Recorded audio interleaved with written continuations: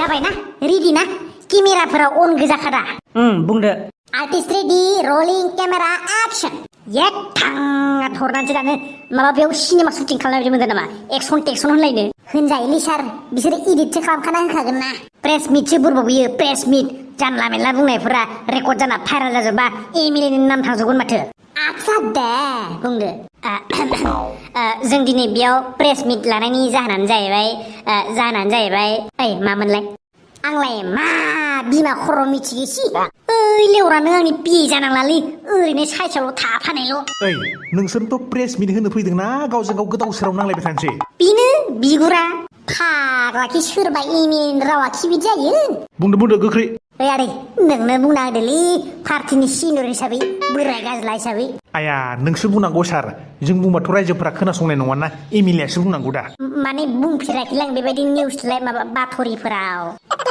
मुरानि मा रकम मानसि बोरले तापानोसो लाजिनाय मोनबाय लाङो मा जाताबाय दा बगिबाय थादो रेकर्ड जानायखौ नुवाखै नामा आच्छा दे बुंनोसै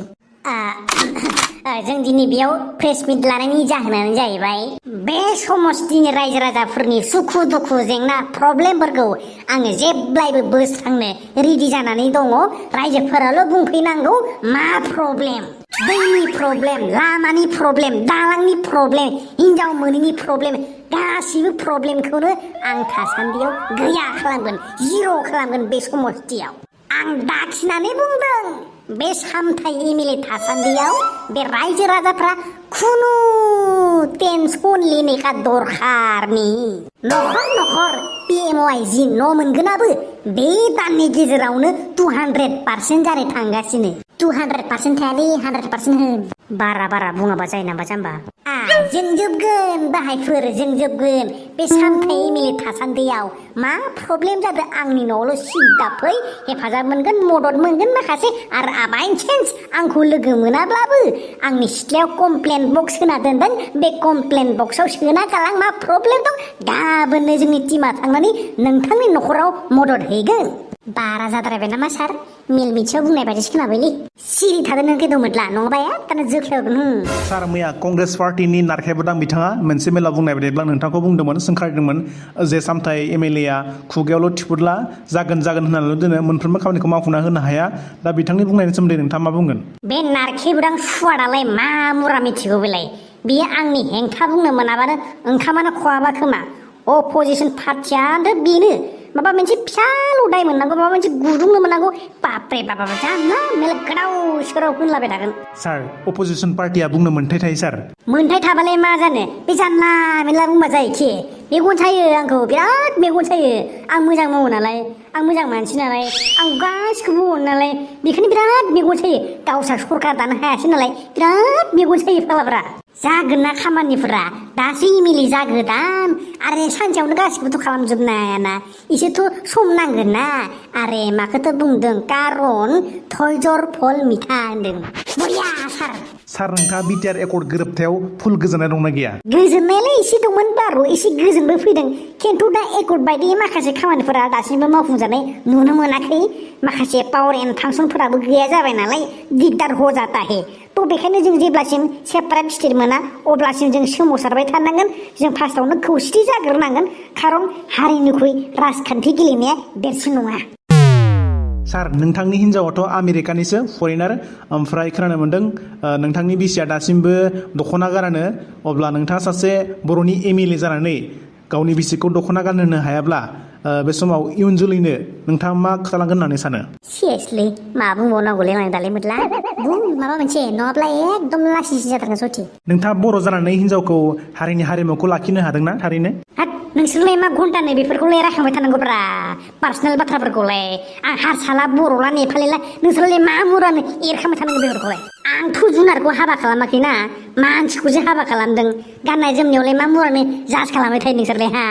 मानसिनि बिगुर राव जाथिफोरावसो आलादा गोसोआ गोरोबलायबानोथ' जायोना आंथ' दख'नाल'सो गानहोनो हायाखैना हिनजावखौ आंथ' दा बर' राव सोलोंगासिनो ना फिसालाखौ आङो इंलिस मिडियामाव होबावाखैसो बर' बिदिजोंनो फोरोंबावदों नोंसोर मा गोदाव सोराव गाननाय जोमनायाव जाज खालामबाय थायोलै निउस लाइभनि मानसियाबो दांना हरगोन दे रखरा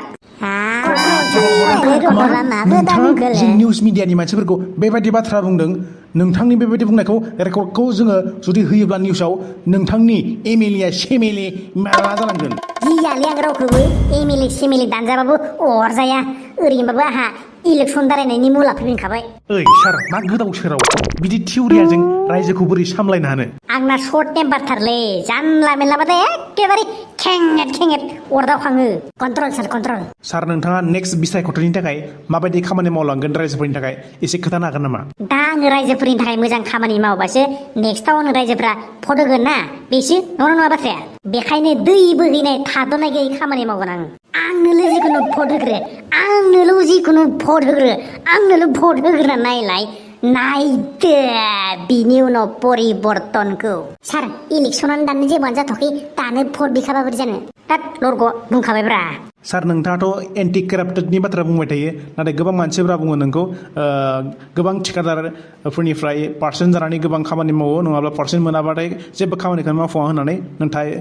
बे समाव नोंथाङा नंगौ नङा बे बाथ्राखौ नोंथाङा मा बुङो दा जानायालाय एसे जायो आङो सिरियसलि पकेटनि गारनानै इसोर खामानि मावोनोलै नाथाय मानसिफोरा जे जेबो तथ्य गैया मा गैया प्रुफ गैया जेबो जाला ओरैनो जानला मेनला बुंबाय थायो आरे आं एमएलए जानायनिफ्राय मानसिफोरा बेसे सान्तियाव दं बेखौ सानग्रोना खिनो ओंखारनायनिफ्राय खिनो ओंखारनाय हासुनो ओंखारनायनिफ्राय लानानै हासुनो ओंखारनाय दांगुवा बालन्दाफोरनि बेसे प्रब्लेमखौ सल्भ खालामदो आंसो मिथिगो सार नोंथाङा मा गोदाव सोराव आननेसेसारि बाथ्राफोरखौ बुंलाबाय थायो सरि बुंफ्लांजालायलाङोलै बोरैबा सार मा ओंख्रि जानाय दहाय फुङाव बिमा खर' साला गुबुन खोथा सोंनो गारै माबा आंनि जानाय लोंनायखौसो सोंनो फैलाबायदों बेनो जाबाय निउस मिडियानि मानसिया हा सोंनो गैयाब्ला जाबाय मुङानो जायोना सार रेकर्ड जागासिनो बारा दङ नङा नोंथांखौ थिफुदला जाम्बा एमएलए होनना मिथिखायो बेखायनो सोंला मा नोंखौ जाम्बा होनदों हो सासे एमएलएखौ नोङो आंखौ अपमान खालामदों हो नंखाय निउस मिडियानि मानसिया हो रेकर्ड जागासिनो सार नोंथांनि बाथ्रा बुंनायफोरखौ रायजोफोरा नुनो मोनजोबगोन देलाय एडिटिंआव जुदि दानस'ना होआब्ला बेफोरखौ जुदि माबानांगौब्ला गैलालै नोङो सार एसे सामब्राम बिलाइ हरलै घुस हर होमब्लासो पजिटिभ निउस होगोन बिसोरो नों 20 थाखा लां साहा लोंलां ओमफ्राय जोंखौ हाइलाइट खालाम एसे पजिटिभ निउस हो थुदो केमेरामेन बे सामथा एमएलएखौ बरनाम खालामजोबनांगौ सामब्राम साला 20 थाखाल' हरबा जायो नामा सासे एमएलए जानानै नोंखौ सामब्राम होनदों हो नोंबो हो सिगांनि बायदि लोगो बायदि मोनदों नामा हो आं स्टेटासआव मायाव दं नों मिथिया नामा हो एमएलए जाबाय आङो बावदोलै सार सिगांनिफ्रायनो बिराद क्लस लोगो नालाय एमएलए बायदि सानफ्लाङा बुंफ्लांबाय थायो मा मुरानि प्रेसमेन्ट होनाय जाखो बेलाय जाता पेटानो दै बोरैलो मैथा खावब्ला बाबु खिगोरा जानाया हामबाय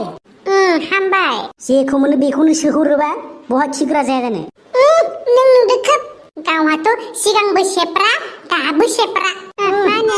10 थाखा फैसा बिनो गोनांबाबो थांलाय फैलाय 10 बारसो बिनांगौ नोमफ्राय एमएलए जालायनानै मेथाइ जानो फैसा हरा होमबा नोंनो हरनो 10 थाखा फैसा लांबाबो मा मा बायनाय होननानै हिसाब लाबावनोसै बियो हेरि मैथा खावब्ला मा हेरे माथो कि गोरा जानाया नोंना किखौ माथो प्लासो हमना बख'लायनांदोनोलै बाला खियानो गुवाखैमोन प्लाससो खेथाबनानै बुख'लायनायदो थां फरायथां लेक्सार फरायबाय थाना बेयाव फरायनो सानथिं बाथिं दरखार नाखैलै एमएलएनि फिसाला जानानै इमान खस्थ' खालामनो थैबाय मा सानबाय एमएलएनि फिसाला जाबानो खस्थ' खालामो नामा फराया नामा मालदारानाय जाखासिगोन इमान खस्थ' मा फरायबावनो माहाजोन जाबा फरायनांलाया माने फरायगोनब्रा नामावल' फरायसिगोन पास जालांबानो जासिगोन ओइ बुरबक आंथ' एमएलए जाना थाबाय थायाना आं एमएलए जानानै नों जुदि उनावहाय गुन्दै बेफारि हाथफ्ला बेफारि जाहैयो अब्ला आंनि सनमाना बहा थागोन नोंनि सनमाना थायाबाबोथ'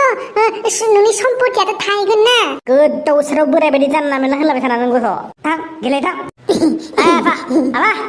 आइनो नोंसोरल'खौ लांफै बेरायनो बाबा पुलिस सिकिउरिटि गार्ड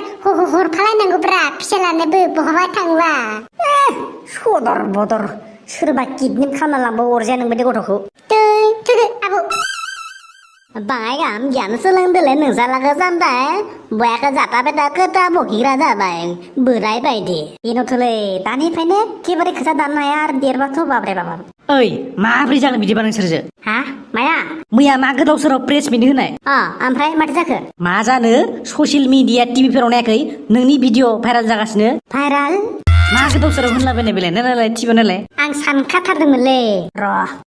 मा जामारदों बुस्थुआ बे समाव आं नोंथांमोननो ब्रेकिं निउस होनो सानदों सामथाइ एमएलए मैयानि प्रेस मिडियानि मानसिफोरखौ आब्रुथि गैयै रावजों दम होनायखौ नुनो मोनदों बे खौराङा ससियेल मिडियायाव गोसारबाय थानायखौ नुनो मोनदों नाय रायजोफोर सासे एमएलए माबायदि आब्रुथि गैयै गियान गैयै आखुजों माबायदि दम होनायखौ नुनो मोनदों नाय बेबायदि थिउरिया आखुनि जायोब्ला रायजोफोरखौ माबोरै बेंग होननानै रायजोफोरा सानखांनाय फैदों निउस लाइभनि मानसियाबो दांना हरगोन दे रखरा